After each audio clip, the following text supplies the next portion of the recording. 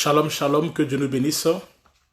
Je bénis le Seigneur pour tous les bien-aimés, pour ce moment que Dieu a permis que nous soyons encore ensemble.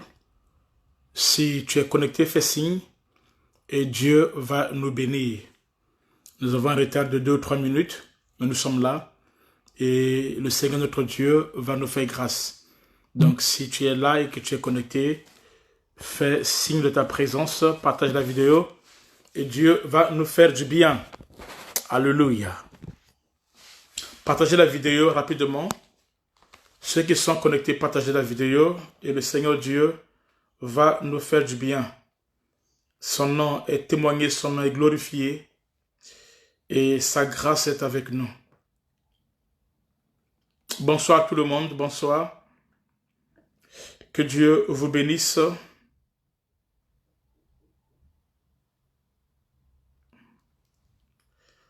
Bonsoir à tout le monde, que Dieu vous bénisse.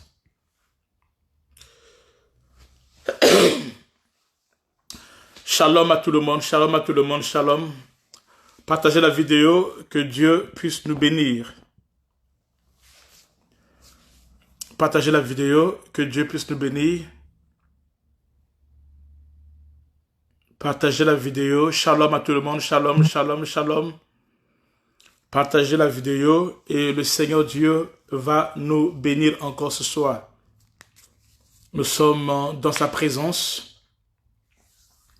Joseph Delga, île de la Réunion. Shalom. Joseph Delga, il faut m'écrire en privé. À la fin, tu m'écris en privé. Merci beaucoup. Shalom à tout le monde, shalom à tout le monde, shalom à tout le monde. Je vous salue tous dans le nom puissant de notre Seigneur Jésus-Christ de Nazareth. Partagez la vidéo, s'il vous plaît, et invitons les autres.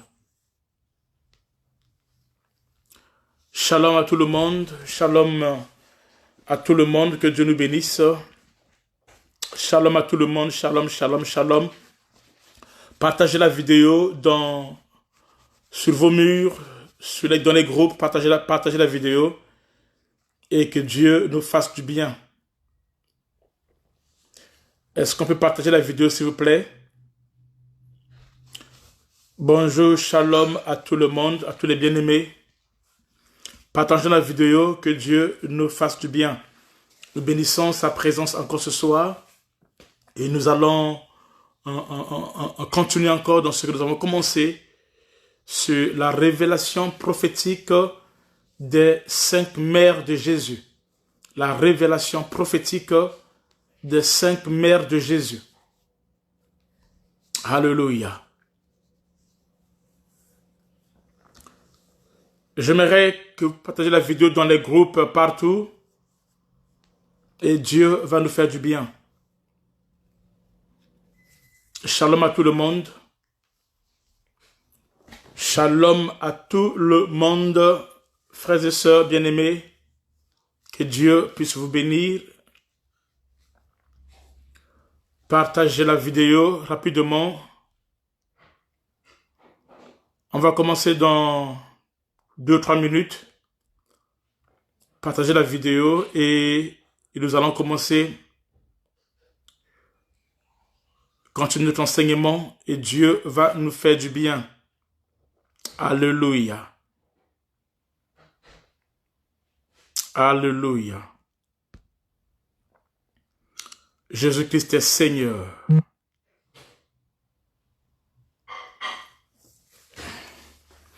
J'attends que vous partagez la vidéo dans les groupes partout sur ton mur. Et après, nous allons commencer dans peu de temps. Nous allons commencer dans peu de temps. J'attends que vous partagez la vidéo et nous allons commencer dans peu de temps. Que Dieu bénisse tout le monde. Shalom et victoire. Ma grande sœur personnelle, sois bénie. Partagez la vidéo, s'il vous plaît. Invitez les autres, partagez la vidéo. Shalom à tout le monde, shalom, shalom, shalom à tout le monde. On attend que les autres rentrent. Et nous allons commencer dans peu de temps. On va commencer dans peu de temps. Shalom à tout le monde. Partagez la vidéo et nous allons commencer dans peu de temps.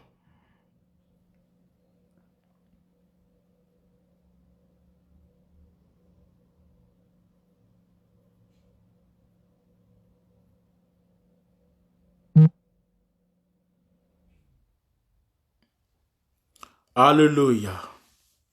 Ok, je pense on peut commencer déjà pour gagner le temps. On va commencer pour gagner le temps. Shalom à tout le monde. Shalom, shalom à tout le monde. Shalom tous les bien-aimés, tous les mamans, les papas, les yayas, les frères et sœurs. Shalom à vous. Ok, on va prier, on va commencer. Seigneur Dieu de gloire, nous bénissons ton nom. Merci pour ces moments que tu as voulu que nous soyons dans ta présence. Merci Seigneur Dieu de gloire, ô Père, pour les frères et sœurs, pour les bien-aimés. Laisse, ô Dieu, que ton esprit puisse nous conduire. Laisse, ô Dieu de gloire, ô Père, que tes paroles qui sont esprit et vie, Seigneur Dieu de gloire, soient à l'œuvre, ô Dieu, maintenant. Que tu nous donnes la compréhension, Seigneur Dieu. Ouvre notre esprit afin que nous comprenions, que nous saisissons, Seigneur Dieu, ta pensée, ta volonté, ô Dieu de gloire, ta parole, ô mon roi, et que nous devenons un témoignage dans ta présence. Que la louange et la gloire te reviennent au nom de Jésus-Christ, notre Seigneur et Sauveur. Amen. Amen. Alors, il y a quelque chose que j'aimerais poser comme question parce que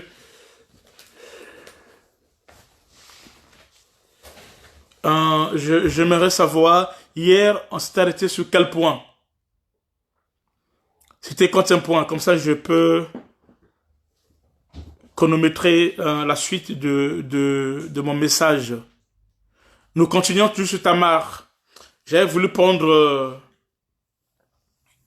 Rahab, mais je préfère finir Tamar. Je ne sais pas s'il faut finir Tamar et prendre Rahab demain ou vraiment laisse Tamar, on rentre avec Rahab, je ne sais pas.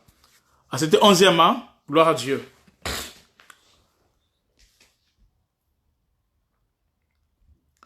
C'était 11e point. Ok.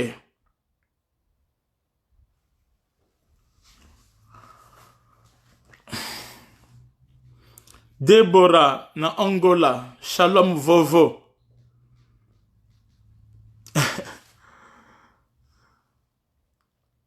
Que Dieu bénisse tout le monde. 13e point, 11e point. Au moins, mais je ne sais plus. Ça fait 12. Hein? Ça a arrêté à 12. On a fait 12, hein? Ouais, Ça, c'est le 13e. je pense. Bon. Je sais pas si c'est le 13e ou quoi, je sais pas. Bon, on va faire ceci. Moi, en fait, ici, j'ai pas écrit ça, donc maintenant, si on continue, ce sera 14e. On s'est arrêté à 13e. Ou bien ça va être maintenant le 13e. Nishta.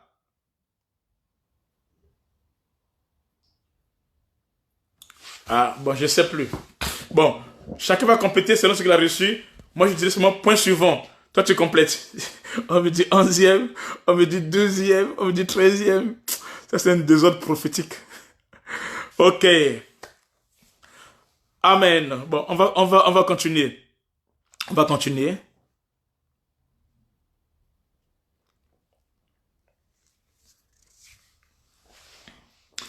Donc,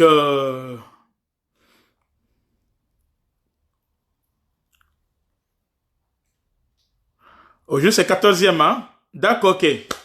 Bon, Nishta, je crois toi ce qu'elle dit. Ah, c'était 13e, maintenant c'est 14e. D'accord. Shalom, papa chevrier. Est-ce que hier tu étais là, papa chevrier? Papa chevrier, si tu n'étais pas hier, il faut écouter le message d'hier. Donc, on était à 13e, maintenant on va à 14e, c'est ça? Ok. 14e point. Moi, je sais là où on s'est arrêté. On s'est arrêté sur combien? Nous parlons en fonction des mouvements, ok? Nous parlons en fonction des mouvements. Ce sont des mouvements. Donc nous interprétons, nous expliquons les mouvements dans la vie de Judas et Tamar. Notre thème est la révélation prophétique des 5 mères de Jésus. Le lundi, on a eu l'introduction. Et hier, mardi, on a eu un... Ah, pas février, la pas février, ok. On a eu la première partie de Tamar. Et j'ai exploité presque une grande partie. Amen. Donc, aujourd'hui, nous allons continuer sur Tamar. Et demain, on va toucher un Rahab. Ok? Nous avons dit ceci hier, j'ai clôturé là où j'ai parlé sur les trois choses. Les trois choses que Judas a données à Tamar. Donc, il y a le bâton, il y a le cordon et il y a le seau. Amen. Ce sont les trois choses que Judas a données à Tamar en gage. Ce sont les trois choses que Judas a données à Tamar en gage. Trois choses. Après, j'ai dit, il y avait une quatrième chose que Judas a donnée. Merci beaucoup, Maïsa, qui a donné à Tamar. C'était la sémence. C'était la chose invisible. C'était la sémence. Et j'ai dit, les choses que Judas a données à Tamar en gage, c'est ça qui a protégé Judas et Tamar lors de la colère de Judas. C'est-à-dire, lorsque Judas va se fâcher, lorsqu'on lui a dit que 3 mois après, on lui a dit que Tamar était malade. Pourquoi 3 mois? Ça, on va laisser ça. Que Tamar était malade et était enceinte. Judas dit, on doit l'emmener, on doit le lapider comme ça. Et Tamar dira, avant de me lapider, de me tuer, vous devez savoir qui est l'auteur-compositeur. Et c'est là maintenant que elle a fait sortir les trois choses. Amen. Les trois éléments. Les trois choses de Judas qui lui appartenaient. Là, il y a un message profond qu'on ne verra pas aujourd'hui. On verra ça prochainement. Amen. On verra ça prochainement en profondeur. Amen. Donc, il y a trois choses. C'est que la sémence. Les trois choses, c'est ça qui a épargné. Qui a fait ce que Tamar ne soit pas lapidé. Amen. Donc, Judas arrive là et il connaît Tamar et Tamar tombe enceinte et Judas continue le chemin. Et quand il continue le chemin, après, dans la clause en ce temps-là, si on voulait aller avec une prostituée, on donnait un chevreau. J'ai dit ici hier que Tamar ne voulait pas d'un chevreau. Tamar voulait de la sémence. Amen. Parce que Tamar, c'est l'église. Les chevreaux, c'était le bœuf, les sacrifices, c'était au temps de la loi. Au temps de la loi où on devait avoir des sacrifices de consort. Mais au temps de Tamar, c'est-à-dire au temps de l'église, Tamar voulait de la sémence. Et c'est là où Jésus a dit que Dieu n'a voulu ni offrande, ni holocauste, ni sacrifice, mais il m'a fait un corps. Je crois que j'ai déjà expliqué ça hier en passant tout ça là. Amen. Likez, s'il vous plaît, likez, parce que il y a des gens qui sont méchants. Il faut liker, s'il vous plaît. Amen. Amen. Alors, je parle aussi sur un...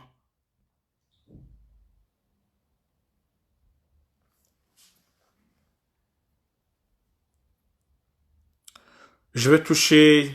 Au fait, je suis en train de faire des résumés, hein. Donc, je ne veux pas tout ceci. On prend que Tamar, on doit tout dire, ça sera trop long. Donc, je suis en train de faire juste des résumés. Je fais juste des résumés.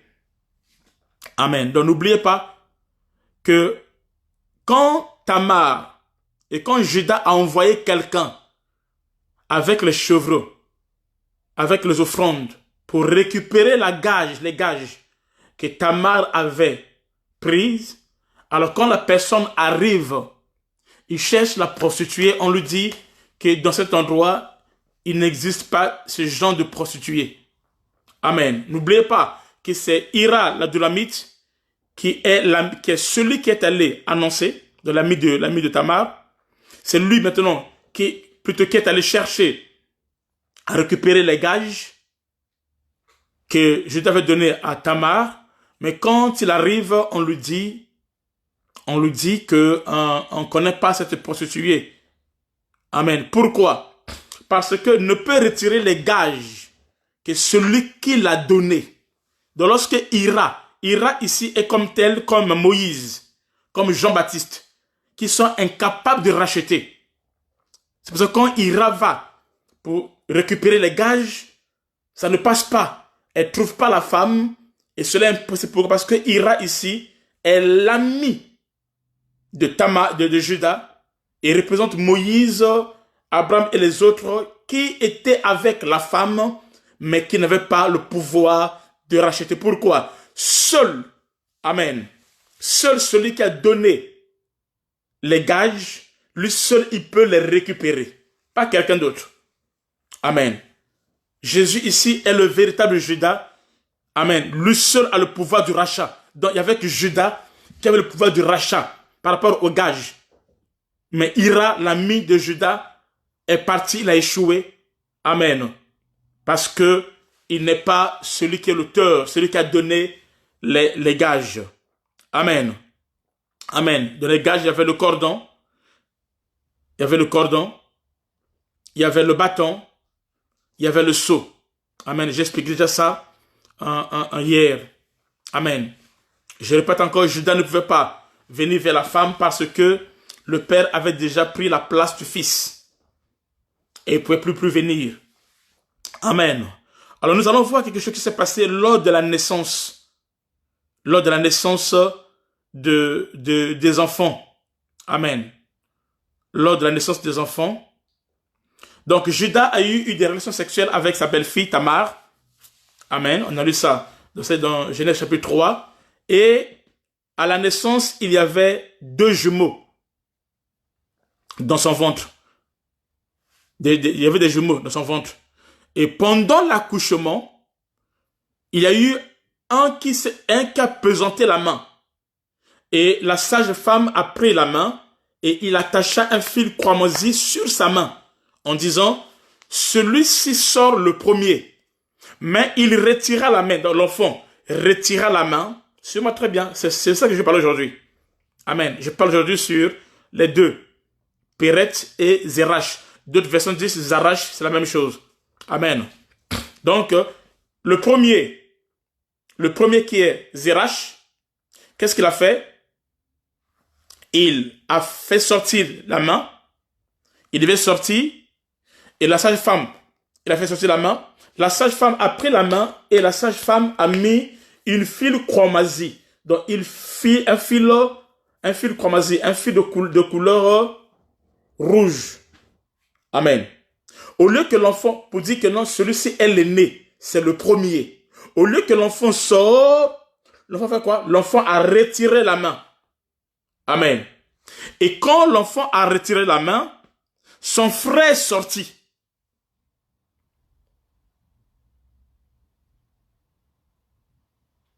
Amen. Donc son frère sorti. Son frère c'est qui? C'est Péret. Son frère sorti. Maintenant, pour que le frère puisse sortir, en sortant, le premier, qu'est-ce qu'il a fait? Il a créé une brèche.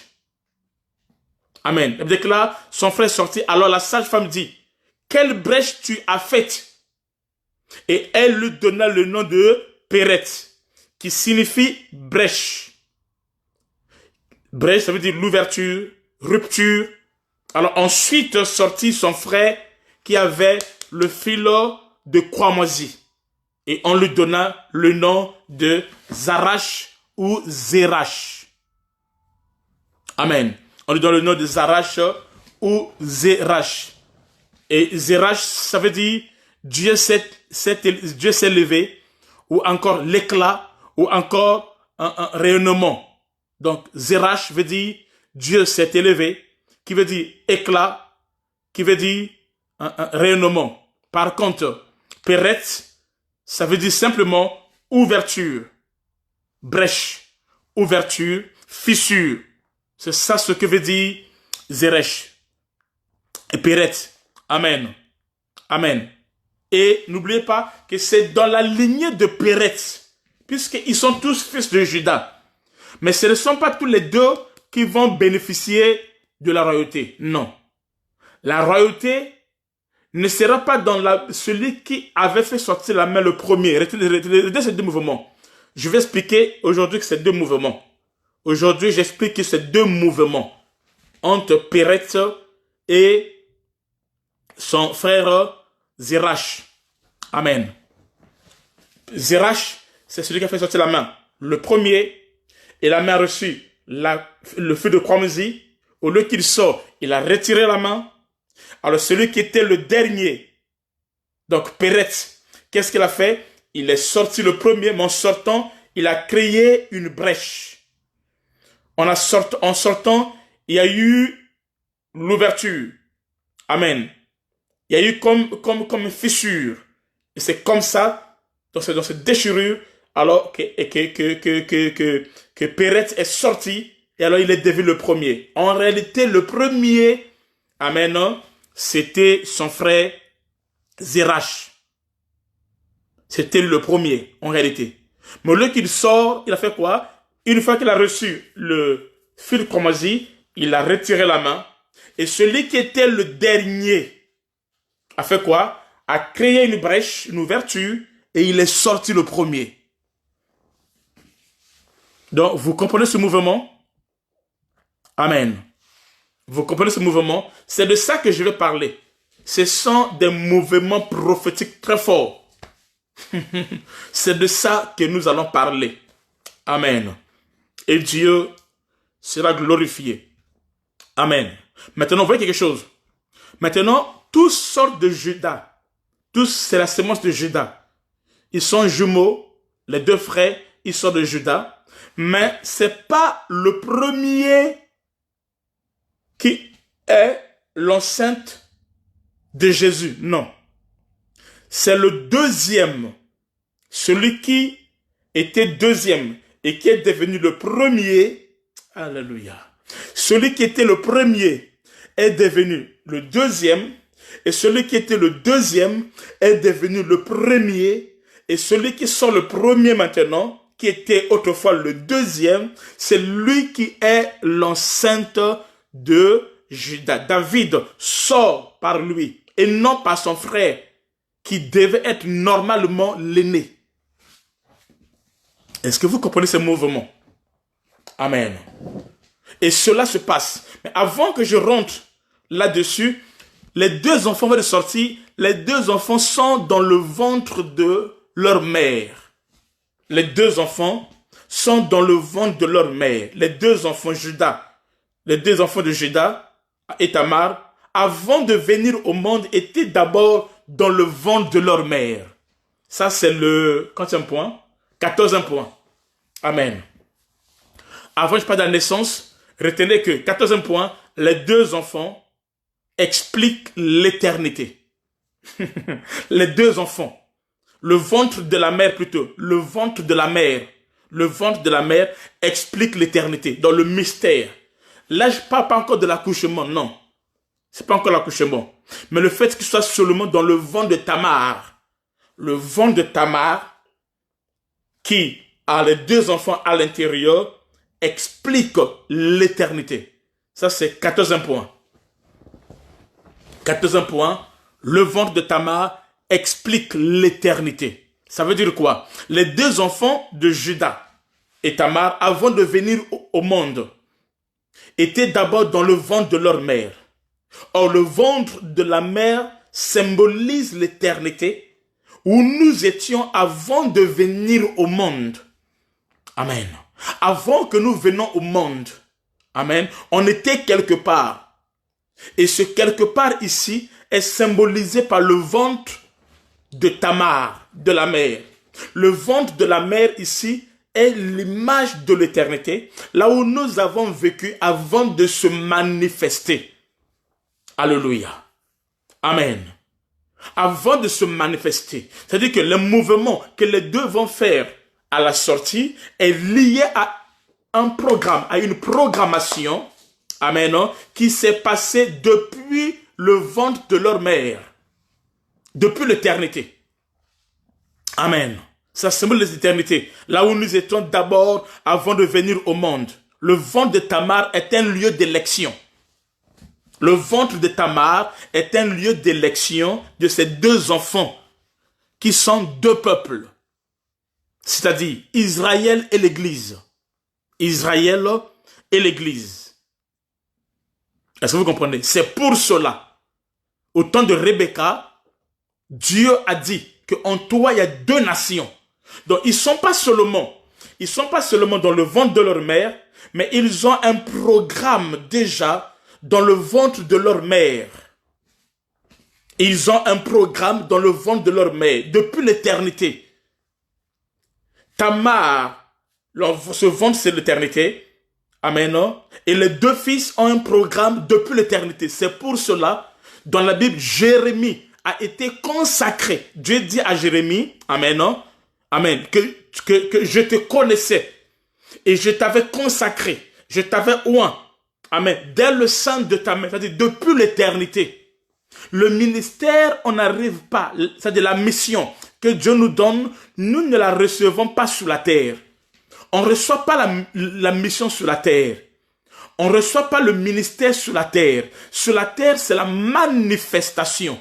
Mais le ministère, l'appel, la mission, toutes ces choses-là, nous les recevons depuis l'éternité. C'est une prédestination. Alléluia. C'est une prédestination. Amen. C'est une prédestination. On verra ça avec en profondeur quand je vais parler sur les mystères des trois eunuques. Amen. Et il y a ceux qui sont nés comme ça, en grande partie. Et il y a ceux qui sont devenus par eux-mêmes. Et il y a ceux qu'on a fait devenir. Amen. Envoyez des cœurs, des likes s'il vous plaît. Il y a des gens qui sont devenus dénoncés. Amen. Le ministère, on le reçoit depuis l'éternité. Donc, quand tu es ministre de Dieu aujourd'hui, ce n'est pas aujourd'hui que cela a commencé, non. C'est depuis l'éternité que Dieu t'a connu, que Dieu t'a programmé, que Dieu t'a oint. Et sur la terre, ce n'est que la manifestation. Sur la terre, l'homme de Dieu vient te reconnaître, tailler, donner une forme dans ce qui existe déjà en toi. Aïe, aïe, aïe, aïe. Écoutez, même la prédication, un véritable chrétien, on ne le prêche pas. Tu as entendu ça? Tu as entendu ça? Tu as entendu ça? Un véritable chrétien, on ne le prêche pas. Un véritable chrétien, on ne le prêche jamais. Pourquoi? Parce que tout ce qu'on lui prêche, il connaît déjà. Si tu es un vrai chrétien, même quand on dit des choses que tu ne connais pas, au fait, tu le connais. Pourquoi? Ces choses sont cachées en toi. Ces choses sont enfouies dans ton esprit. Ces choses sont cachées en toi. Ce sont les choses que tu connais. Un véritable chrétien, on ne le prêche pas, mais on lui rappelle. On lui rappelle les choses qui étaient déjà en lui. Parce que étant que esprit, amen, non? L'esprit, Dieu, donc il est une partie de Christ. Il est une partie de la parole. Amen. Le chrétien aussi est la parole. C'est pour cela qu'il est la parole écrite et la parole démontrée. Par contre, Jésus-Christ est la parole faite chair. Donc, un véritable chrétien, on ne le prêche pas. Les choses qu'on lui dit, ce sont les choses que son esprit connaît. Mais sauf que l'esprit et la chair sont opposés. Donc, la chair n'arrive pas à accéder aux informations qui sont connectées à son esprit. Amen. Est-ce que vous comprenez? Qui sont connectés à son esprit. Maintenant, une fois quand on vous prêche, quand on nous prêche, alors nous disons quoi? Nous disons Amen. Amen veut dire quoi? Que cela est ainsi. Qu'est-ce qui est ainsi? C'est que ce qui a été dit est exactement comme cela est dans son esprit. Cela va en accord avec la connaissance qui est dans son esprit. Amen. Et c'est pour cela l'esprit dit Amen, c'est-à-dire c'est exact, c'est cela. Amen. L'esprit dit c'est exact, c'est cela. Amen. Qu'est-ce qui est cela? Cela est en accord avec ce qui est dans son esprit, mais qui était encore un mystère. Mais qui devient une révélation. Et l'homme dit Amen. Pour dire que ce qui a été dit est en accord avec ce qui est dans son esprit, mais en descendant, en descendant, la personne avait perdu cela. Est-ce que vous comprenez? Le fils prodigue, on ne le dit pas, on ne le prêche pas, non. Mais le fils prodigue sait que de la maison de mon père, il y a du pain en abondance. Qu'est-ce qu'il fait? Il rentre en lui-même. Hey. Une fois qu'il rentre en lui-même, alors il puise dans son esprit et il se met à parler. Il se met à dire. Il se rappelle maintenant que manger la nourriture des porcs, ce n'est pas de sa nature. Que lui, il mange la nourriture, le pain qui vient de la maison du Père. Vous comprenez? Et ça, on ne le dit pas. C'est en lui-même. On ne le prêche pas. La dimension est cachée en lui. Il n'a que rentrer en lui pour soutirer cela et pour confesser que j'irai vers mon Père. Amen. Et vers mon Père. Et il part et la gloire de Dieu se manifeste. Donc, nous sommes les fils de l'éternité. Et tant que fils de l'éternité, tu as la sémence en toi. Tu as la sémence en toi. Amen. Tu as la sémence en toi. Disons encore quelque chose. Disons quelque chose. Je pense que c'est... Qui dit ça? Éphésiens 1, 4 à 5. Éphésiens chapitre 1, versets 4 à 5. En lui, Dieu nous a élus avant la fondation du monde. Ok. En lui, Dieu nous a élus avant la fondation du monde. Pour que nous soyons saints et irrépréhensibles devant Aïe, aïe, aïe. C'est-à-dire que Dieu nous a élus pour que nous soyons saints, pas sur la terre. Non, non, non. Pas sur la terre. Je vais enseigner d'ici là sur la sanctification pendant une semaine. Vous allez comprendre c'est quoi la sanctification. Amen. Il dit, Dieu nous a élus pour que nous soyons saints avant la fondation du monde. Continue. Nous ayons prédestinés dans son amour Zambé. à être des enfants d'adoption par Jésus-Christ. Amen. Nous avons été prédestinés dans son amour à être les fils d'adoption par Jésus-Christ. Selon le bon plaisir de sa volonté. Selon le bon plaisir de sa volonté. À la louange de la gloire de sa grâce. Amen. Accordé en son bien-aimé. Amen. Voyez-vous. Et nous pouvons voir ça aussi dans la vie de Paul. Prends Galates 1, verset 5. Galates 1, verset 5. L'apôtre Paul parlant de lui-même. Galates 1, 5. À qui soit la gloire au siècle des siècles. Attendez, Galates 1, 5. Où Paul dit ceci, il dit, de même qu'il dit qu'il fut mis à part dès le sein de sa mère et que Dieu l'avait appelé par sa grâce.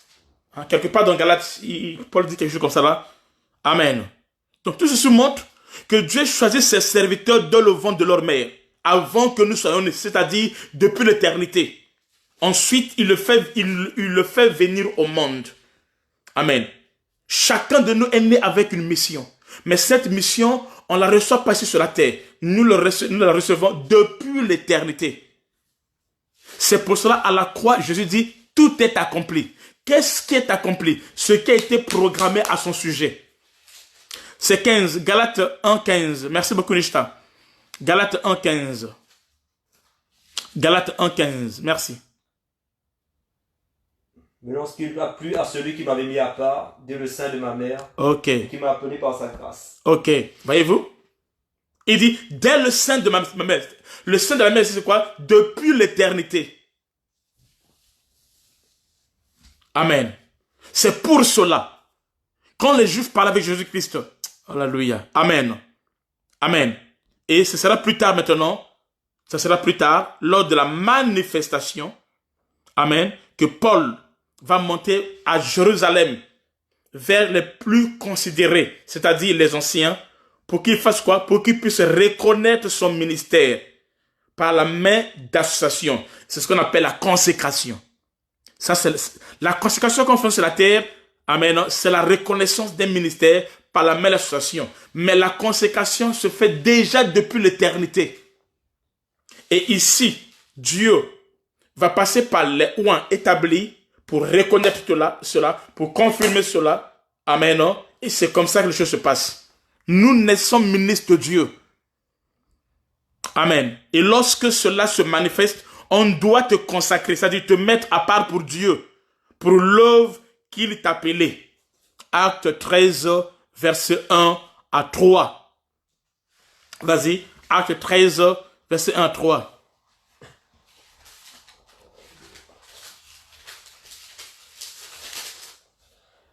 Il y avait dans l'église d'Antioche des prophètes et des docteurs, Barnabas, Siméon appelé Niger, Lucius de Cyrène, Manahen, qui avait été élevé avec Hérode le tétrarque et Saul. Ok. Pendant qu'ils servaient le Seigneur dans le ministère et qu'ils jeûnaient, le Saint-Esprit dit, mettez-moi à part Barnabas et Saul pour l'œuvre à laquelle je les ai appelés. Ok. Prends encore 1 Pierre 1:20. 1 Pierre 1:20. 1 Pierre 1:20. Alléluia. Si Dieu t'a appelé, il faut que tu sois consacré, confirmé. Ok? Prédestiné avant la fondation du monde et manifesté à la fin des temps. Ok. Vous voyez quelque chose? Il y a deux verbes là. Prédestiné. 1 Pierre 1:20. Vas-y, répète, vas-y. Prédestiné avant la fondation du Prédestiné avant la fondation du monde. Et manifesté à la fin des temps. Manifesté à la fin des temps. Il y a deux choses. Il y a le verbe, pardon? À cause de vous. À cause de vous. Il y a deux choses. Il y a la prédestination et il y a la manifestation. Ok? C'est-à-dire que la prédestination, c'est ce qui se passe dans l'éternité. L'éternité ici, c'est quoi? C'est le sein de la mère. Amen. De Tamar. Ça, c'est la prédestination. Et après, il y a la manifestation dans le temps et dans l'espace. Donc, qu'est-ce qui va se manifester dans le temps et dans l'espace? Ce qui a été prédestiné depuis l'éternité. Donc, il y a la prédestination dans l'éternité et il y a la manifestation dans le temps et dans l'espace. Ce que les gens voient dans le temps et dans l'espace n'est autre que ce qui a été prédestiné. Maintenant, c'est quoi l'homme de Dieu? C'est quoi un père spirituel? Un père spirituel, c'est celui qui a la capacité de lire dans le temps et dans l'espace ce qui a été prédestiné. Donc, il te voit. Il te voit. Et en te voyant, il va au-delà. Il sort du temps et de l'espace et il lit des choses comme un prophète, ce qui a été prédestiné, et il vient te le confirmer dans le présent. Et après, il fait quoi? Il t'introduit dans cela. Amen. Amen. Ça passe toujours par, même si c'est Dieu, même si tu es Dieu qui est là, il faut qu'il y ait un père spirituel, un mentor, quelqu'un qui va te consacrer, qui va t'introduire dans ton ministère. C'est pour cela. Vous allez voir quelque chose? Paul a dit qu'elle a été prédestinée dès le sein de sa mère. Mais quand Jésus est apparu sur le chemin de Damas, il a dit quoi, Paul? Il a dit, va dans la ville. Il y a un homme qui est là-bas, tout ça là. Et c'était Ananias. Amen. C'était Ananias qui a fait ce travail-là. Donc, c'est depuis l'éternité. Et sur la terre, ce n'est que la manifestation. De l'éternité, c'est Dieu qui le fait. Dans la manifestation, c'est un homme que Dieu utilise. Amen. C'est un homme que Dieu utilise. Vous voyez quelque chose? Depuis l'éternité, l'agneau a été immolé. Amen. Avant la fondation du monde. C'est écrit dans la Bible. Maintenant, ce n'est que sur la terre que Jean-Baptiste doit venir manifester cela. Il voit Jésus-Christ, il dit, voici l'agneau de Dieu qui a été immolé. Ça, c'est la manifestation. Et à partir de là, l'agneau de Dieu rentre maintenant dans son ministère. À 30 ans, le ministère commence. Ça, c'est la manifestation. Mais par contre, la tribu agneau a déjà commencé à opérer depuis l'éternité. Ça, c'était dans l'invisible, dans le ventre de la mère. Alléluia. Je vais parler ça en profondeur quand je vais vous révéler les mystères de l'hippopotame. Amen. Alléluia. Et Dieu va agir. Amen. Maintenant, voyons quelque chose. Ça, c'était combien de points? 14e point. 15e point. 15e point. La venue de Zérach, de Péret et Zérach dans le monde. 15e point. 15e point. La venue de Zérach et Péret dans le monde. Voyons ce mouvement. Le mouvement qui se passe pendant la naissance. La Bible déclare, dans Genèse 1:38, on dit, et pendant l'accouchement, il y eut un qui présenta la main. Il est sorti, il présenta la main, et la sage-femme l'a pris, donc la main, et y attacha un fil chromasi en disant, celui-ci sort le premier. Mais au lieu qu'il sorte le premier, comme l'a dit la sage femme, mais il retira la main et son frère sortit. Donc, celui qui devait sortir le deuxième, il sortit alors le premier. Et celui qui était le premier, il est devenu... Ah, ça, c'est le 15e mouvement. Hein? Merci. 15e mouvement, la venue de Pérez et de Zérach dans le monde. Amen. Donc, pardon? La 16. Bon, je ne sais plus. Écoutez seulement. Amen. Amen. Donc, celui qui était le premier est devenu le dernier, mais avec un fil chromasi. Et celui qui était le dernier a créé une brèche. C'est la brèche qu'il a créée, la fissure. Il a créé une brèche et c'est comme ça que il est sorti. Maintenant, il devient le premier de Juda.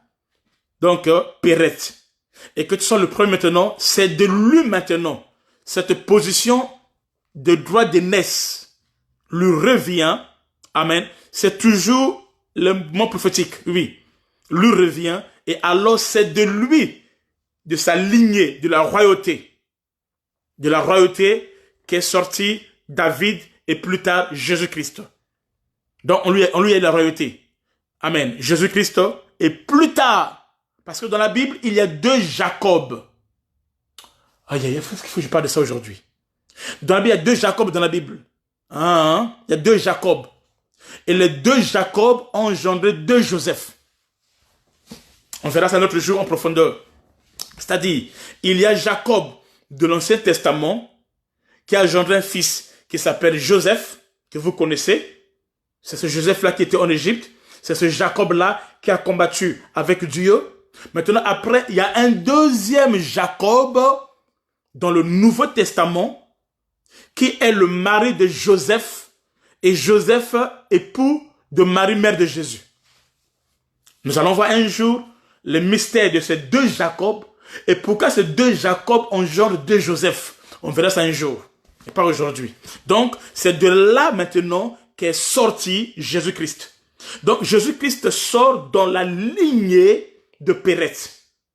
Et à chaque instant dans les prophéties, lorsqu'on parle de Péret et de Zérach, on met toujours Péret toujours en premier. C'est-à-dire il respecte son droit d'aînesse. On va dire ça quelque part. Lisons cela. Alléluia. Lisons cela. Oui, c'est ça. Pour que Jésus-Christ doit venir au monde, il faut que Joseph revienne. Et Zambé. Mais pour que Joseph soit là, il faut que Jacob soit là. Dans la nouvelle alliance. Alléluia. Alléluia. Alléluia. Amen. Est-ce que je peux commencer maintenant? Est-ce que je peux commencer maintenant? Est-ce que je peux commencer maintenant? Je commence d'abord par le mouvement, par le premier. C'est-à-dire que celui qui devait être le premier, mais qui n'était plus le premier, celui qui s'appelle Zérach. Amen. Le mouvement de sa main est Zambé. Pourquoi il fait sortir la main, on tâche le fil comme on dit, au lieu qu'il sort, il repart à l'intérieur. Amen. Et son frère prend la place, il sort. Qu'est-ce qui est caché derrière ce mouvement? Amen. Le mouvement de Zérach, qui présente la main, le premier, et que la femme sage y attache le fil chromasi, mais il retire sa main. Ceci nous montre Israël. Ce mouvement nous parle d'Israël. Pourquoi? Israël est celui qui avait reçu l'enseignement, c'est-à-dire la grâce, le premier. Parce que le fil chromasi est aussi l'image de la grâce. C'est pas seulement l'image du sang de Jésus-Christ, ce qui est vrai aussi, mais c'est aussi l'image de la grâce. Donc, l'enseignement de la grâce. Amen. Sur toute la terre, Israël est ce premier peuple qui a appartenu à Dieu. Est ce premier peuple qui a connu Dieu. Est ce premier peuple à qui Dieu a fait l'alliance. Israël est ce premier peuple à qui Dieu a fait l'alliance sur la terre. C'est lui le premier. Amen. À qui Dieu a fait l'alliance. C'est le premier peuple qui a reçu l'alliance, c'est-à-dire le signe, la grâce, l'enseignement de la grâce. c'était Israël, c'est-à-dire Abraham ainsi que sa descendance. Amen. Ils étaient le premier. Mais ils ont rejeté. Mais Israël, étant le premier, mais il a rejeté cela au profit de l'Église qui est devenue le premier par rapport au salut. Par rapport à l'élection, c'est Israël qui était le premier. Mais le fait que Israël a rejeté, c'est-à-dire qu'ils ont eu la grâce, au lieu d'en profiter, ils se sont retirés. Amen. Quand Christ est venu vers eux, au lieu d'accepter le Seigneur, la Bible déclare, ils se sont retirés. Amen. Et quand ils sont retirés, maintenant, il y a eu une brèche qui s'est faite. Et dans la brèche qui s'est faite, nous sommes rentrés, nous sommes sortis maintenant. Donc, c'est là où Christ dit, les premiers seront les derniers et les derniers seront les premiers. C'est Jésus qui dit. Quand Jésus parle des premiers qui seront les derniers, il parle d'Israël. Et quand Jésus parle des derniers qui seront les premiers, il parle de nous. Donc, le mouvement qui est là, c'est la première alliance. Amen. N'oubliez pas, le fil chromatique, c'est le signe de la grâce, c'est le signe du sang. Ça nous parle même de Rahab. Quand Rahab a reçu la grâce des deux espions, le signe qui a été mis sur Rahab, sur sa maison, c'était quoi? C'était le fil chromatique. Parce que Rahab aussi, dans le prophétique, est l'image aussi d'Israël et aussi des nations. On verra ça un autre jour. Amen. Amen. Donc c'est la grâce. Rahab a reçu la grâce. Rahab a été scellé par l'alliance. C'était le signe de l'alliance. C'était le signe de l'alliance, de la grâce. C'était que Rahab avait reçu les enseignements. Amen. Amen. Et elle était mise à part. Mais au lieu que Zérach puisse continuer, puisqu'il va régner Christ, et en régnant Christ, cela a fait reculer Israël derrière. C'est ça, Zérach qui repart dans le vent de la mer, et celui qui était derrière, il passe devant. Mon Dieu, mon Dieu, mon Dieu.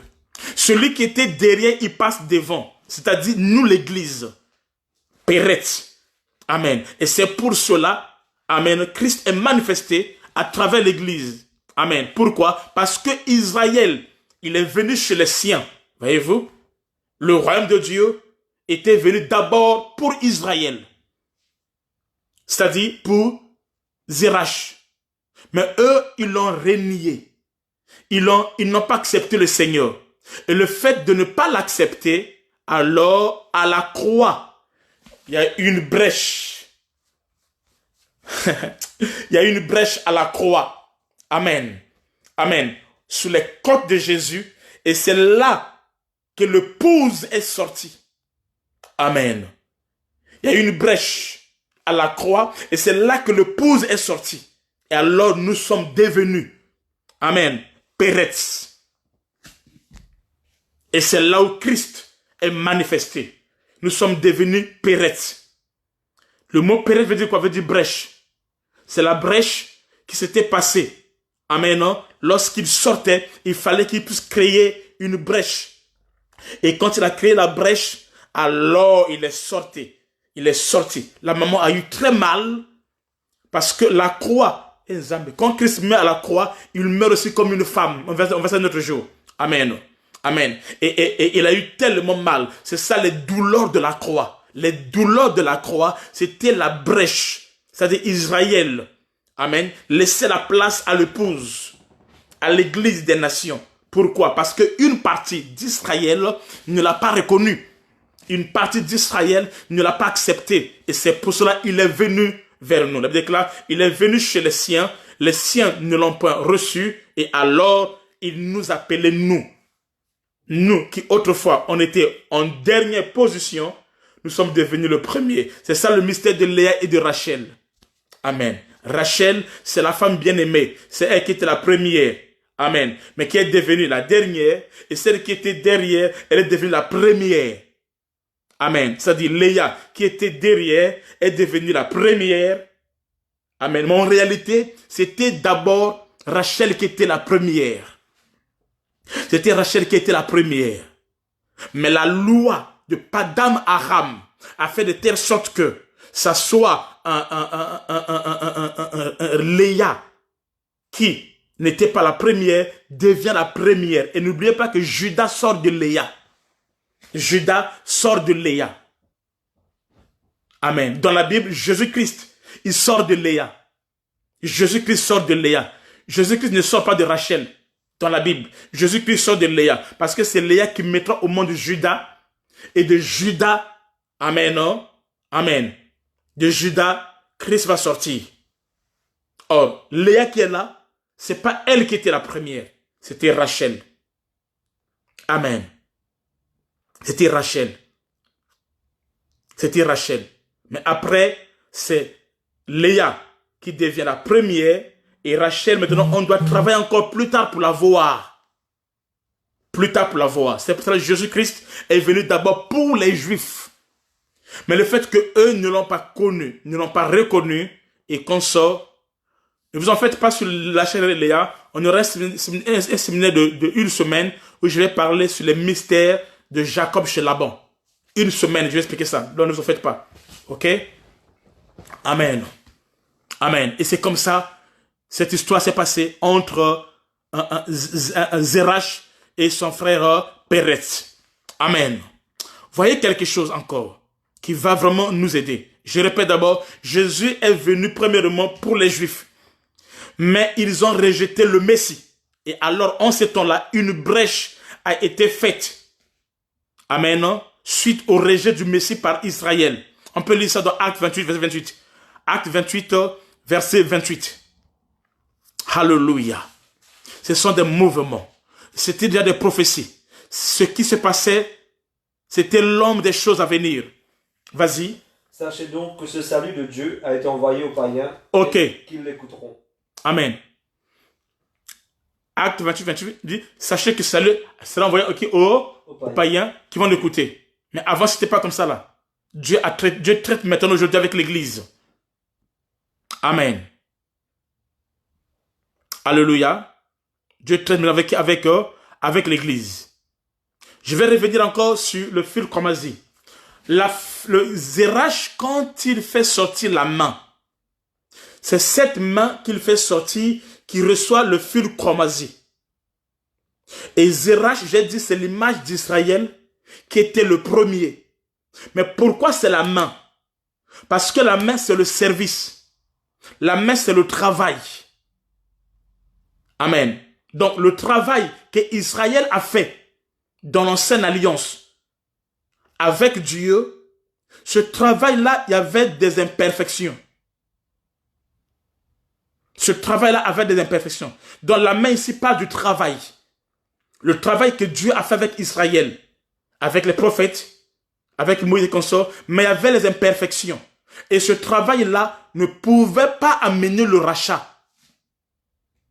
C'est pour ça que ce travail-là a été retiré. C'est-à-dire, c'est la loi, amen, qui ne pouvait rien apporter.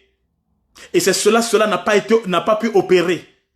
Et il a fallu maintenant qu'il y ait la brèche. Le travail qui amène la victoire, c'est le travail qui se passe à travers la brèche. Or, la victoire, l'œuvre de la croix de Golgotha est une brèche. Je vais expliquer ça.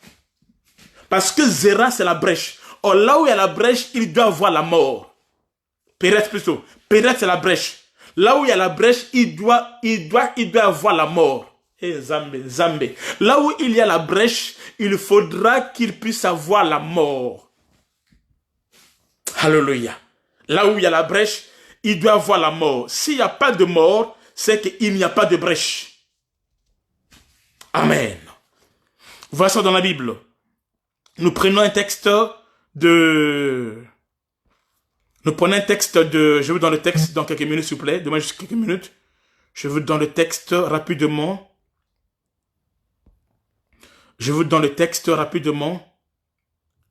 Nous prenons 2 Samuel. 2 Samuel 6, 8.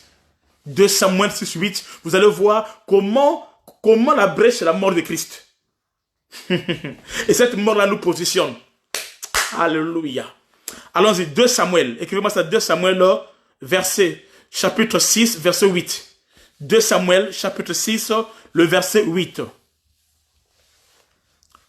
Je peux avoir le texte, s'il vous plaît? 2 Samuel 6, 8. Alléluia.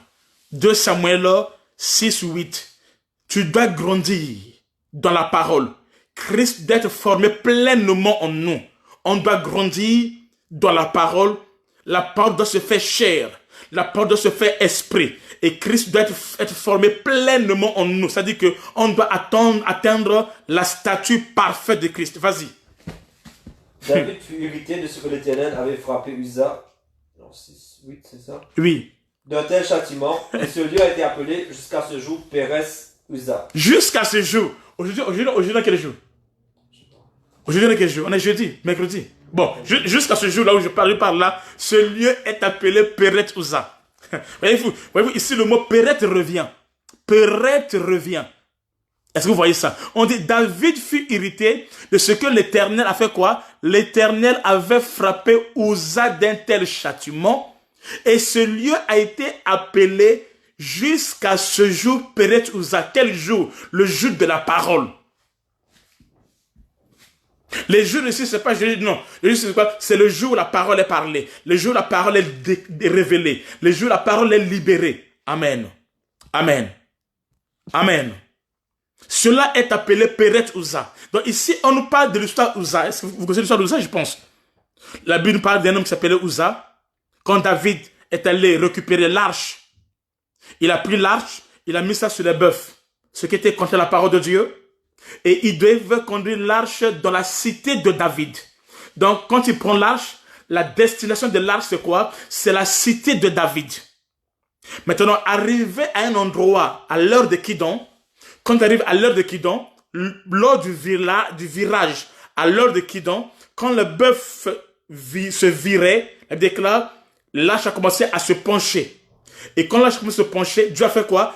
Dieu a frappé Uza, qui était là avec Ajo, il lui a frappé et c'est là que Uza est mort.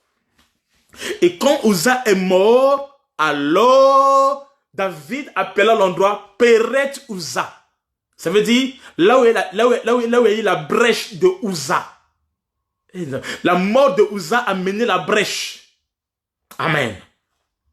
Pérez ici veut dire brèche. Donc quand David dit Pérez Uza, il veut dire l'ouverture de Uza. C'est là où Uza est mort, là où est l'ouverture. Et c'est là où Uza est mort. Alors automatiquement, puisque la direction était la cité de David pour emmener l'arche, maintenant à partir de la brèche, l'arche maintenant change de direction. Alléluia, alléluia. L'arche change de direction. L'arche ne va plus à la cité de David. Maintenant, on cherche un inconnu, quelqu'un qui n'était pas juif. Amen. Qui s'appelle Obed-Edom de Gath. Gath, c'est chez les Philistins. C'est comme Goliath de Gath. Voyez-vous, ce sont les Philistins. Et cet homme habitait en Israël. Maintenant, on prend l'arche, on cherche cet homme-là, qui n'est pas un juif. Maintenant, on va l'utiliser comme un cobaye. Puisque l'arche commence à tuer les gens. Le fait que l'arche commence à tuer les gens, on va prendre l'arche, on va l'emmener là-bas et on va voir comment Obed-Edom va mourir. S'il meurt au moins chez lui, c'est pas une perte. C'est pas une perte. Il n'est pas de chez nous, il n'est pas un juif, alors il va mourir. Voyez-vous? Maintenant, lorsque l'arche arrive, l'arche reste 3 mois. Et dans les 3 mois, au lieu que l'arche puisse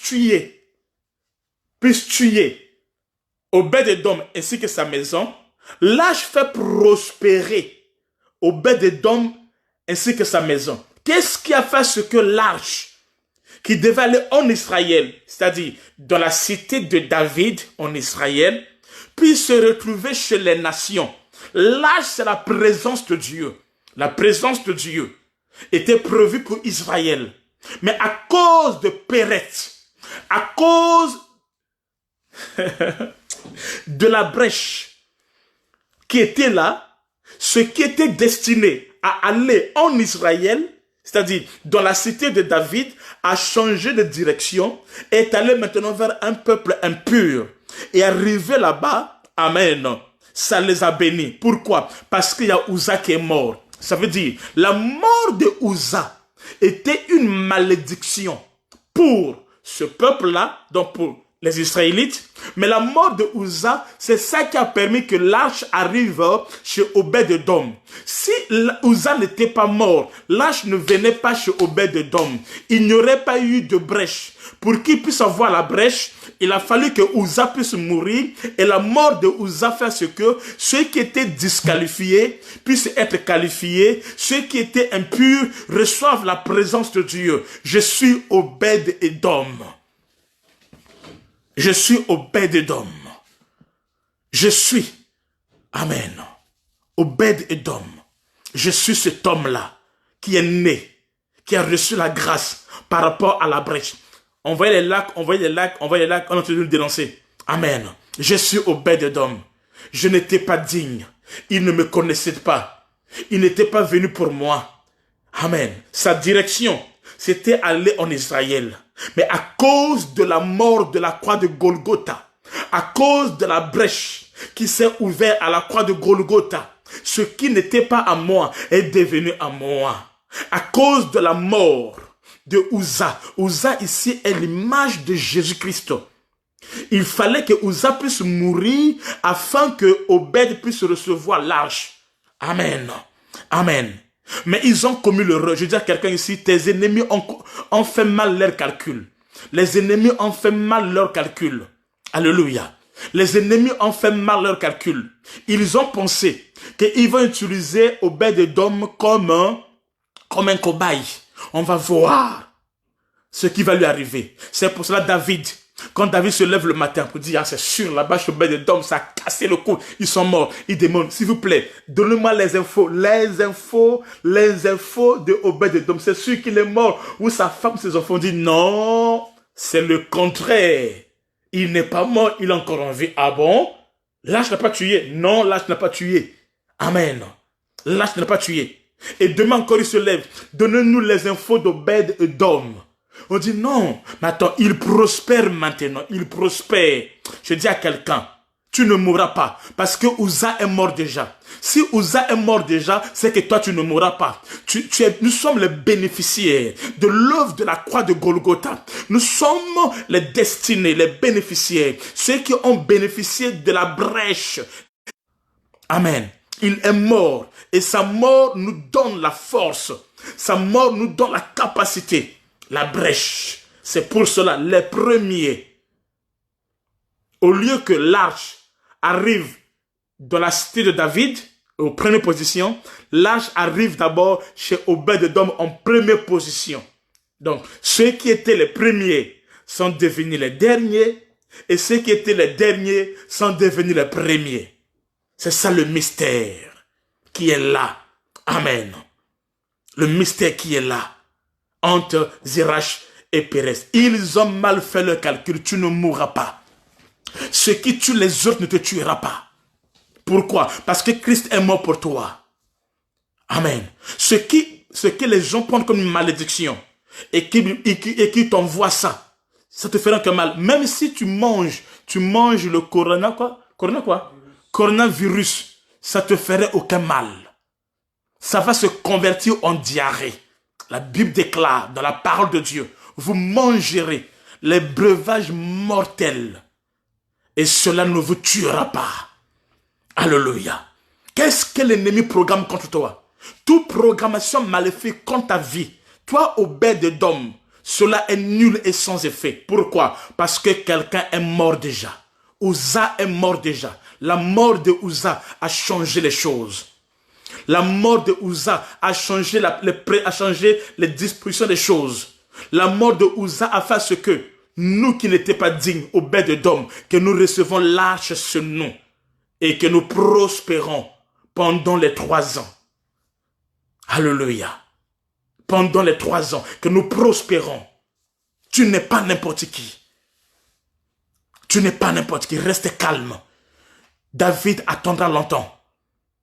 Il cherche des nouvelles. Alléluia. Écoutez, d'habitude, ce sont ceux qui sont en bas qui veulent savoir ce qui se passe dans la maison des riches et ceux qui sont élevés.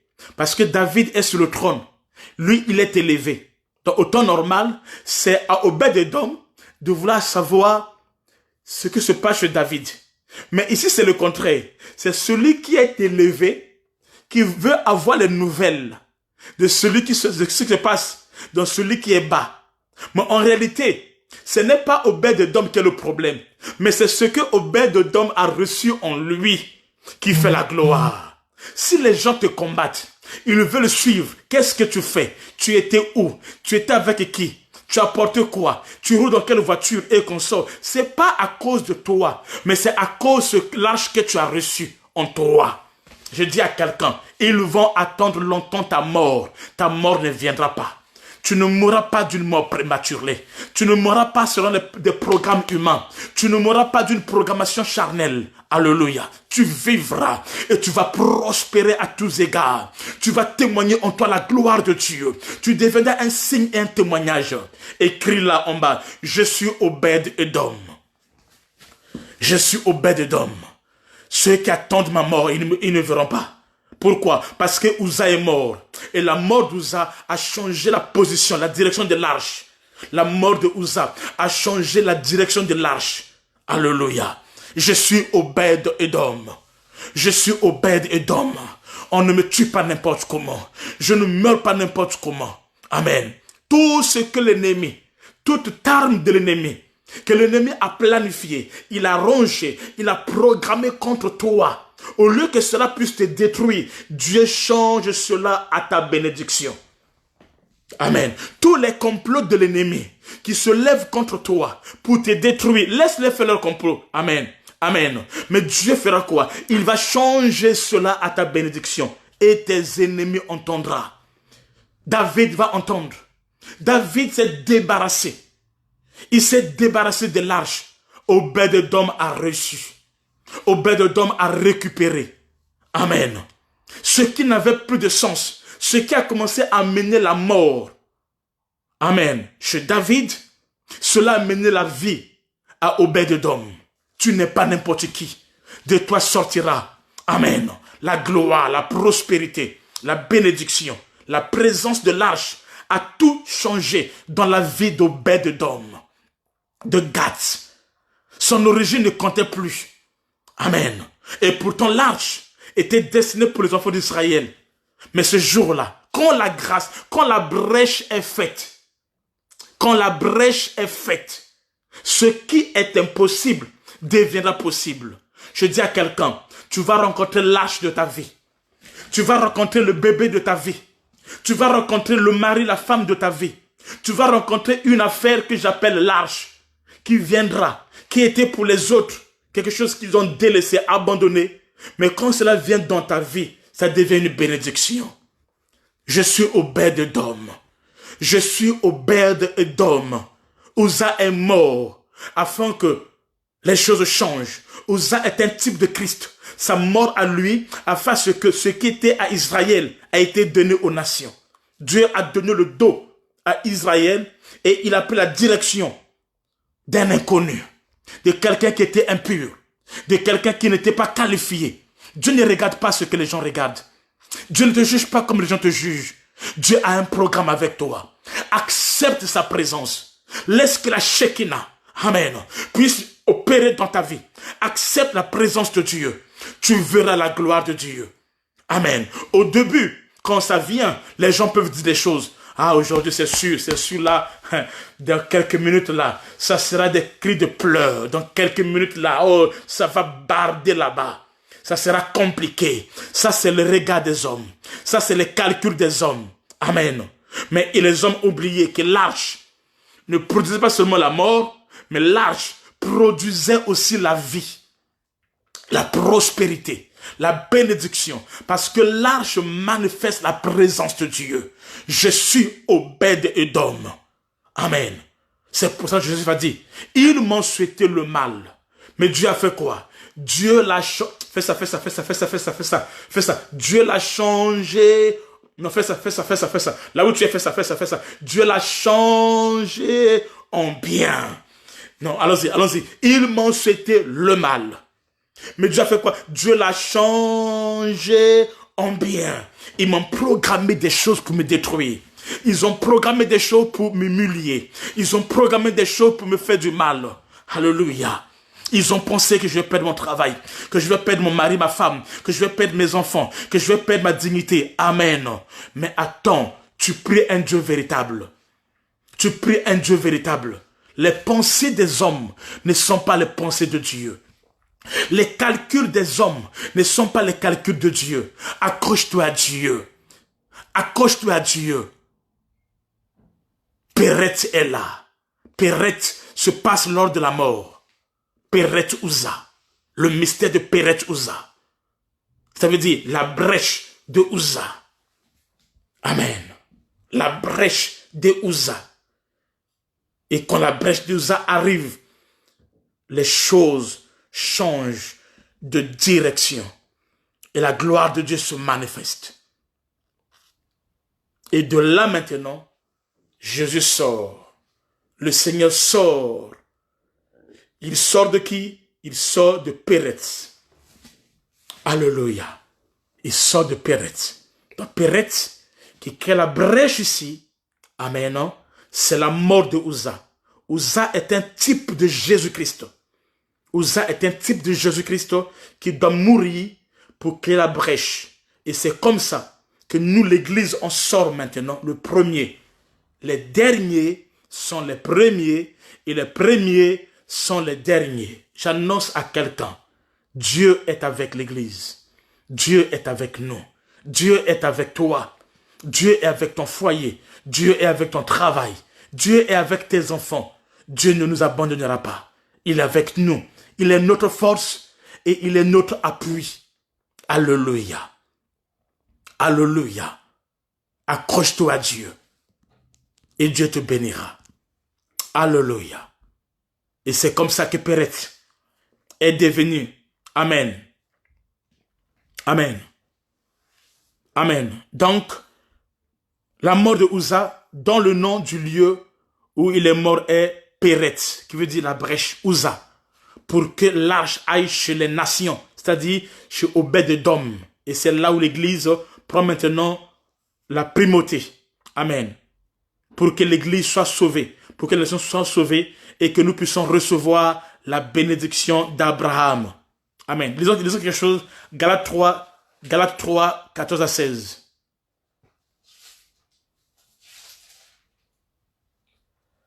Afin que la bénédiction d'Abraham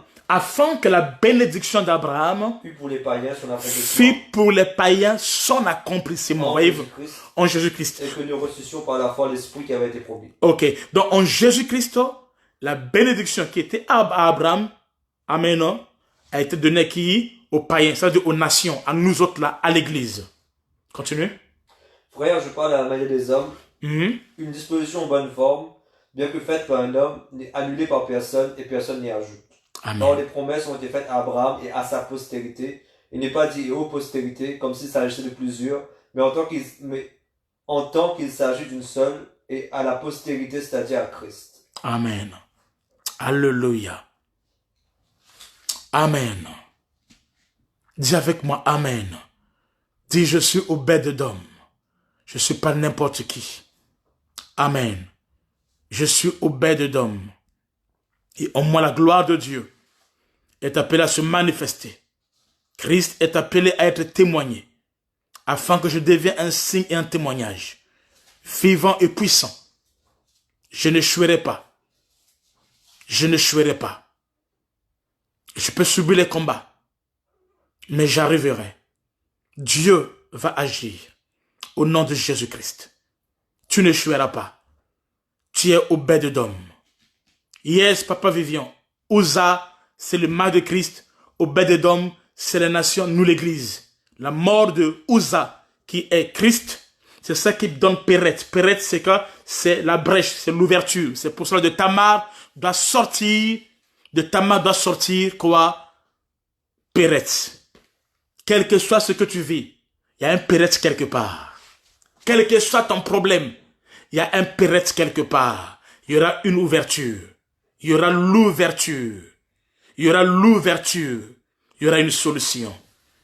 Et Dieu agira en ta faveur. Aïe, aïe, aïe, aïe, aïe, aïe, aïe, aïe, aïe. Il y a des choses que j'ai envie de dire.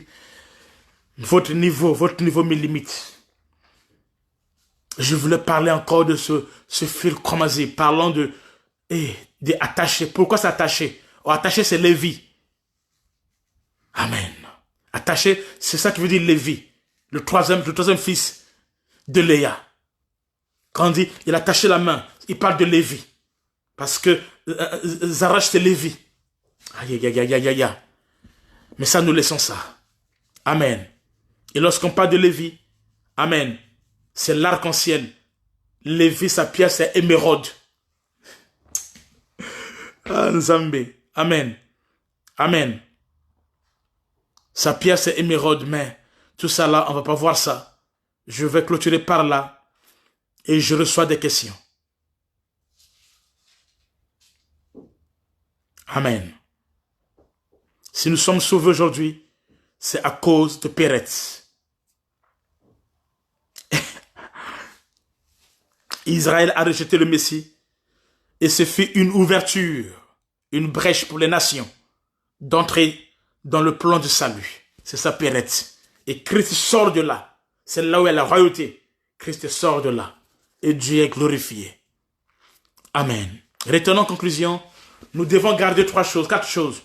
Nous devons garder le bâton, nous devons garder le seau, nous devons garder le cordon et nous devons garder la sémence. Nous devons garder la sémence. Oui, papa, c'est Lévi, mais c'est trop long à expliquer tout ça là sur Lévi. Parce que le mot Lévi est attaché. C'est ça le feu qu'on attache ici. Mais c'est trop long. Alléluia. Amen. On a compris le mystère d'Obed-Edom. On a compris le mystère de Péret-Uza. On a compris le mystère de Péret. On a compris le mystère de Zerach. Amen. Et nous sommes bénis. Alors, je clôture par là sur Tamar. Voilà comment par Tamar, Jésus-Christ est né. Donc, la sémence incorruptible qui est la parole. Amen. Alléluia. Est-ce qu'il y a des questions? Waouh, j'ai fait 1h20. Aujourd'hui, c'est bon. Hier, j'ai fait 2h30 minutes. Est-ce qu'il y a des questions? S'il y a des questions, posez des questions. Ah, il s'appelle comme ça? Maman Lérina. Ah, d'accord. Maintenant, tu as compris le sens de son nom. Gloire à Dieu. Alléluia. Est-ce qu'il y a des questions? S'il y a des questions, posez vos questions, je vais répondre. Au cas contraire, nous allons prier, clôturer. Enfin, je suis un peu épuisé. Demain, nous allons toucher le mystère de Tamar. Ça n'a rien à voir avec ce que tu penses. Ça n'a rien à voir avec ce que tu penses. Demain, nous allons toucher le mystère de Tamar. De qui? De Rahab. De Rahab. Gloire à Dieu. Alléluia. Est-ce qu'il y a une question? S'il y a une question, posez la question et je vais vous répondre. S'il n'y a pas de questions, alors on va prier. N'oubliez pas que nous avons prié tous les jours à 5h du matin. Connectez-vous sur ma page pour la prière à 5h00. À 5h00, avec la prophétesse Christina, nous prions ensemble et Dieu nous bénira. 5h00 heure de Paris. Je voudrais connaître la différence entre Tamara et Tamar. La Bible nous parle de Tamar, pas de Tamara. Sur Google. Cherchez sur Google. Donc, la Bible nous parle de Tamar. Et je m'arrête là. Je sais qu'on parle de Tamara quelque part dans Jonas, je ne sais plus. Tamaris. C'est un pied, c'est un arbre. Tamaris, c'est un arbre. C'est tout. Oui, mais c'est pas Tamar. Tamar, c'est le nom de cette femme-là, qui est la première mère de Jésus-Christ. En fait, c'est une forme de Tamar, c'est de Tamar. C'est une forme de Tamar, c'est comme Marie, Myriam. C'est bon. Amen. Est-ce qu'il y a une question, une autre question, une question? Donc, 5h heure de Paris, 5h00 heure de Paris, 7h00 heure de l'île Maurice. Nous, ici à Paris, on se connecte à 5h00 heure de Paris. Et à l'île Maurice, ça sera 7h00.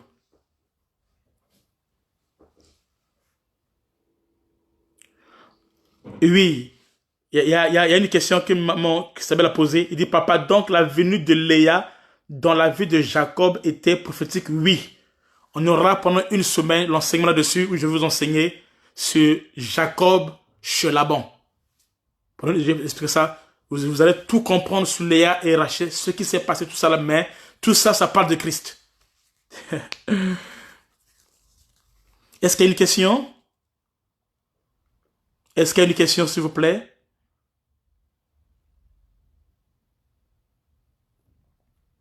Est-ce qu'il y a une question? S'il n'y a plus de questions, alors je vais prier pour clôturer et on se voit. Ah ok, 23h00 au Canada. Merci. Jocelyne Martin, merci. Est-ce qu'il y a une question? S'il y a une question, posez la question, je vais répondre. Au contraire, nous allons clôturer. Il est 19h23. Il y a une question? Je vois qu'il n'y a pas de question. Alors, je vais demander à tout le monde de me rendre service, c'est de partager la vidéo. S'il vous plaît, partagez la vidéo dans les groupes, sur ton mur, partout, partagez cette vidéo et Dieu sera glorifié. Et il vous bénira. C'est aussi pour vous une manière d'évangéliser, de gagner les âmes. Une personne va écouter ce message et il sera béni et toi aussi tu auras la récompense. Ok? Partagez la vidéo dans les groupes, sur le mur, partout, tout ça là. Identifiez vos amis, pareil, connaissance, tout ça là, et Dieu sera glorifié. Je vais prier. Seigneur de la gloire, je prie pour tous les bien-aimés connectés. Je les recommande au Dieu saintement. Ma prière de la gloire est que ta grâce agisse et opère dans leur vie. Sois élevé et sois glorifié. Toi le Dieu vivant et puissant. Toi le Dieu grand et véritable. Toi le Dieu qui opère, qui a dit je ne vous laisserai jamais et je vous abandonnerai jamais de la gloire. Nous comprenons, Seigneur Dieu, que c'est toi la brèche qui a été faite à la croix afin que nous, qui étaient autrefois impurs, que nous devenons purs, les saints. Nous, autrefois, qui on était derrière, que nous devenons, oh Dieu, devant. Que nous devenons les premiers, Seigneur, la tête. Que la louange et la gloire te reviennent. Nous croyons que nous sommes les obédodom au-delà de roi, les hommes et les femmes qui bénéficient de la grâce de l'œuvre de la croix de Golgotha. Que la louange et la gloire te reviennent au nom de Jésus-Christ, notre Seigneur et Sauveur. Amen. Demain, ne manquez pas, à la même heure, nous allons commencer à ouvrir d'autres mystères sur Rahab, deuxième mère de Jésus-Christ. Que Dieu bénisse.